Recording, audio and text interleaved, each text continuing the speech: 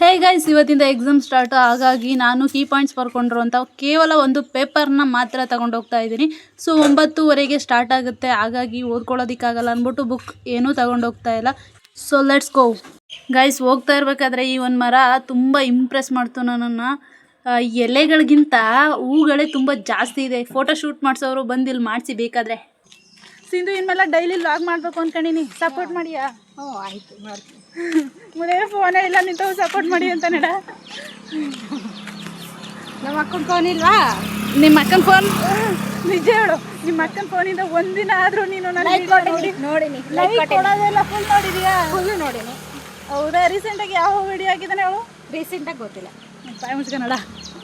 Guys, exam ಮುಗಿದ ತಕ್ಷಣ ಒಟ್ಟಿಗೆ ಒಂಚೂರು ಮೇವು ಹಾಕ್ಬೇಕು ಅಂದ್ಕೊಂಡು ಬೇಕ್ರಿಗೆ ಹೋದ್ನು. ಬೇಕ್ರಿಲಿ 2 ಪಪ್ಸು, ಒಂದು ಜ್ಯೂಸು ತಗೊಂಡು ಬಂದು. ಆಲ್ರೆಡಿ ನಮ್ಮ ಅಜ್ಜಿ ಇಷ್ಟು ಸೊಪ್ಪನ್ನ ತಗೊಬಂದವ್ರೆ. ಎಲ್ಲ ಮರೆ ತರ್ದಿದ್ರಂತೆ. ಸೊ ಅಲ್ಲಿಗೆ ನಾನು ಇವಾಗ ಹೋಗ್ತಾ ಇದ್ದೀನಿ. ಬನ್ನಿ ಹೋಗೋಣ. ಗೈಸ್, ಎಕ್ಸಾಮ್ ಅಂತೂ ಮುಗೀತು. ಒಂದು ಎಕ್ಸಾಮ್ ಪೇಪರ್ ನೋಡ್ತಿದ್ದಾಗಲೇ, ಕ್ವಶನ್ ಪೇಪರ್ ನೋಡ್ತಿದ್ದಾಗಲೇ ದೇವ್ರು ಹಂಗೆ ಕಿತ್ಕೊ ಬಂದ್ಬಿಡ್ತು. ಅಂದರೆ ನಾನು ಓದಿರೋದ್ರಲ್ಲಿ 10 ಮಾರ್ಕ್ಸಲ್ಲಿ 1 ಬಿಟ್ಟರೆ ಇನ್ನು ಯಾವುದೂ ಬಂದಿರಲಿಲ್ಲ ಕ್ವಶನು. ಸೊ ಹೆಂಗೋ ಮ್ಯಾನೇಜ್ ಮಾಡಬೇಕಲ್ಲ. ಹಾಗಾಗಿ ಸ್ವಂತ ಬರ್ಕೊಂಡೋದೆ. ಪಾಸ್ ಆಗ್ತೀನೋ ಇಲ್ವೋ ಗೊತ್ತಿಲ್ಲ. ಬದನೆ ಗಿಡ ಹಾಕಿದ್ದೀನಿ ನೋಡಿ. ಹಂಗೆ ನಮ್ಮ ಅಜ್ಜಿ ಇಷ್ಟು ಸೊಪ್ಪು ತಗೋ ಬಂದೈತೆ. ಗೈಸ್, ನಮ್ಮ ಮನೆ ಐರಾವತ.